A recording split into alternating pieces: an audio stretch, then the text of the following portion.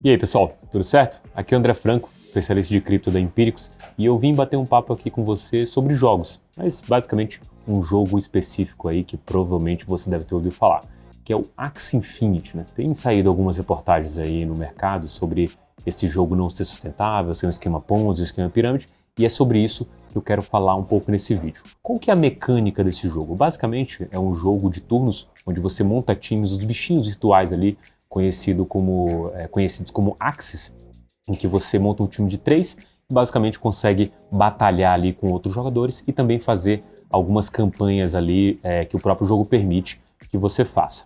A diferença disso para os jogos tradicionais é que essas atividades rendem tokens.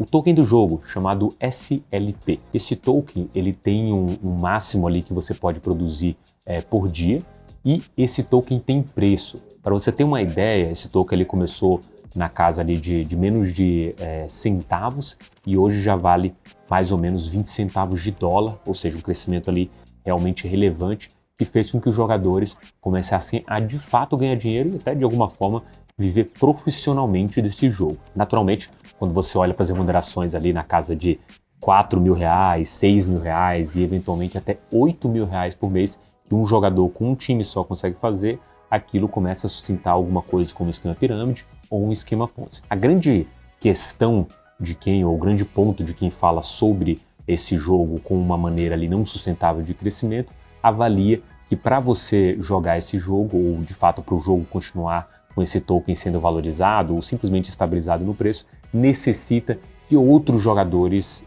continuem jogando esse jogo.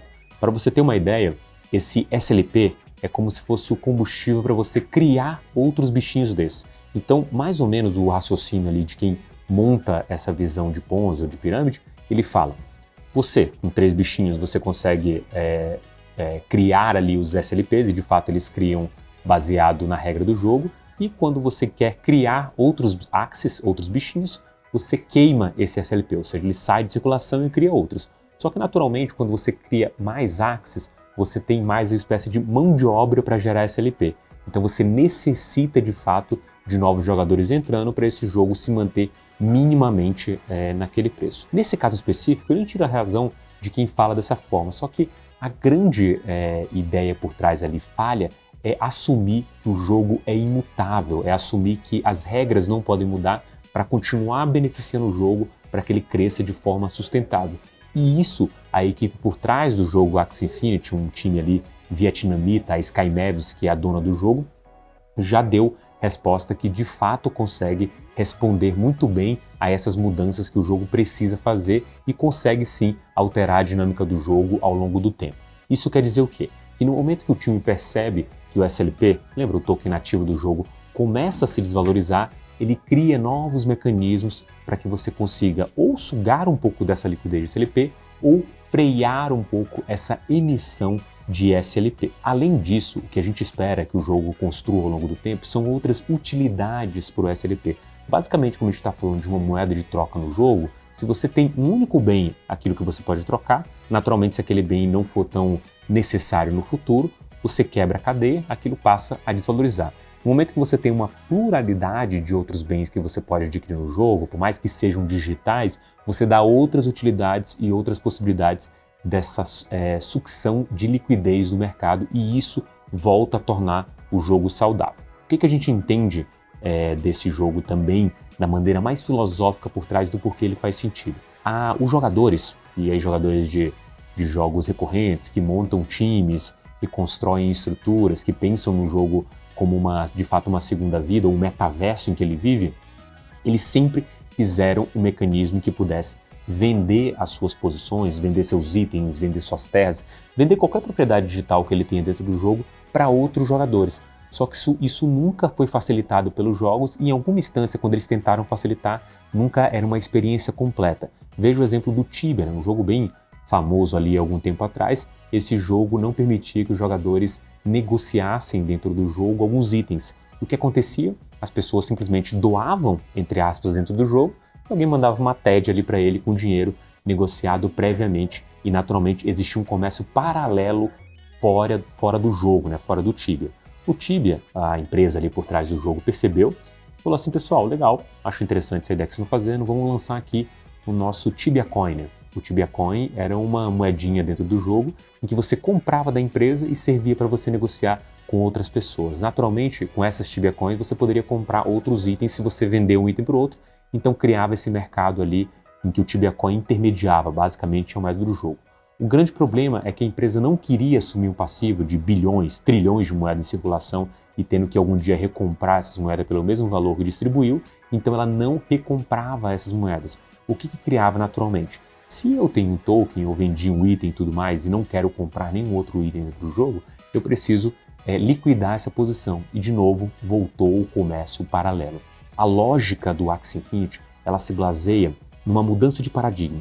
A gente tem os jogos em que você paga para jogar, os jogos free to play, que já são cerca de 70% ali de todo o modelo da indústria de games, e esse modelo está evoluindo para o play to earn, que é basicamente o jogador ele joga e recebe para isso. Outra coisa que as pessoas falam um pouco desse esquema de Ponzi, de pirâmide, não entendem, é que já era uma vontade do jogador trabalhar dessa forma. O Tibia mostra isso e vários outros jogos apontam nessa mesma direção. O que a Axie Infinity fez, utilizando blockchain, utilizando NFT e o conceito de tokens, foi escancarar a possibilidade para que o ecossistema funcionasse de uma mecânica específica e, de fato, conseguisse atrair jogadores de forma recorrente. Esse é o outro ponto para que serve o Play to Earn. O Play to Earn ele serve como um mecanismo de atração de novos usuários. A Axie Infinity teve um crescimento durante quase 12 semanas de mais de 30% semana sobre semana. Isso é um crescimento assustador e há alguns dias atrás ele bateu mais de 1 milhão de usuários diários. Para você ter uma ideia, a retenção do jogo é mais de 80%. Num jogo bom, a retenção chega no máximo a 20%. O Play to Earn é um mecanismo para que as pessoas consigam e tenham incentivos para voltar recorrentemente dentro do jogo. A outra coisa que o pessoal sempre fala bastante é: cara, mas esse jogo é chato, eu não gosto desse jogo. Isso não passa de uma opinião. Eu também não tenho vontade de jogar vários jogos, mas nem por isso deixo de reconhecer que ele tem algum valor para as pessoas que o jogam. Falar que um jogo é chato e assumir que aquilo é a realidade normal é basicamente levar a sua opinião como se fosse a opinião de todo mundo. Eu, pessoalmente, acredito muito na evolução do Axie Infinity e acredito primordialmente que o modelo Play to Earn ele vai ser uma coisa que vai se espalhar e naturalmente vai ser exigida pelos próprios usuários de game, em que de fato a empresa centralizadora abra mão de uma parte dos lucros e consiga distribuir para as pontas e possibilite que as pessoas consigam ter os itens de fato por meio do NFT e negociar com outras pessoas, basicamente pagando uma taxa muito baixa ali dentro do marketplace. Ou seja, criando de fato uma economia. Beleza? Gostou desse conteúdo? Então dá like aqui e compartilha também. Abração e até uma próxima.